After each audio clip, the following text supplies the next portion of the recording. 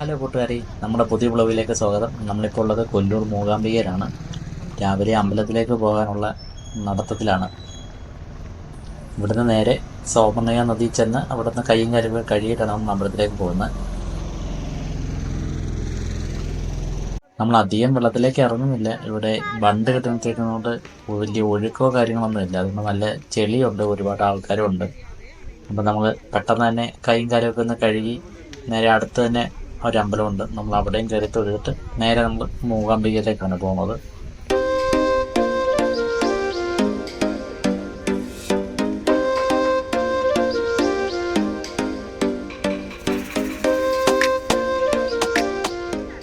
Road എന്തോ പണിയാണ്, ടാറിടാൻ വേണ്ടിയിട്ടാണ്. ഫുള്ള് പൊടിയും ഒക്കെയാണ്, എല്ലാം ഇടിച്ച് പൊളിച്ചിട്ടേക്ക് റോഡെല്ലാം. അമ്പലത്തിൻ്റെ അവിടെ ഒന്ന് നല്ല കോട പറക്കുന്നുണ്ട്. നമുക്ക് അമ്പലം കാണാൻ പറ്റത്തില്ല ഇവിടെ നിന്ന്. അങ്ങ് മേലിൽ നിന്നാൽ കാണാമായിരുന്നു, പക്ഷേ ഇപ്പോൾ ഈ കോട പറക്കുന്നത് കൊണ്ട് അമ്പലം കാണാൻ പറ്റില്ല. പിന്നെ അമ്പലത്തിൽ ചെന്നിട്ട് കാണാം. ഇതാണ് നമ്മൾ അമ്പലത്തിലേക്ക് പോകുന്നുള്ള വഴി. ഇവിടെ ചെരുപ്പ് കാര്യങ്ങളൊക്കെ സൂക്ഷിച്ചു വെക്കാനുള്ള ഒരു സ്ഥലമാണത്.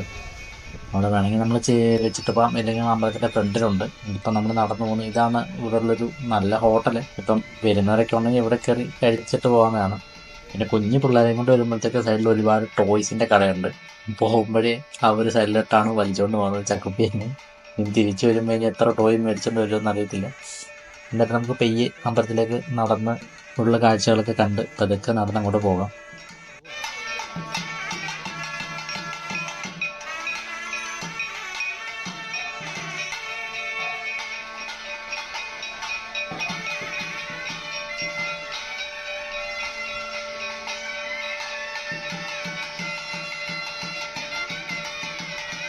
നമ്മൾ അമ്പലത്തിൻ്റെ മുറ്റത്തെത്തിയിട്ടുണ്ട്. കാണാൻ രസമുണ്ടല്ലേ.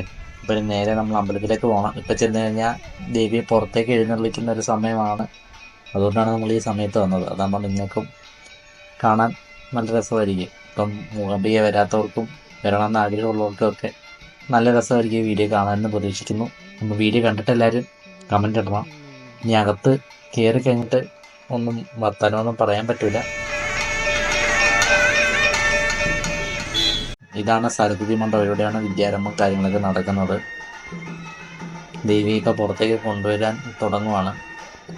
അതിനുള്ള തയ്യാറെടുപ്പ് കാര്യങ്ങളൊക്കെയാണ് ഇവിടെ നടക്കുന്നത്. അപ്പോൾ നമ്മൾ അത് കഴിഞ്ഞിട്ട് കാണാം. ഓക്കെ, അപ്പോൾ എല്ലാവരും വീഡിയോ സ്കിപ്പ് ചെയ്ത് കണ്ടുകൊണ്ടിരിക്കാം.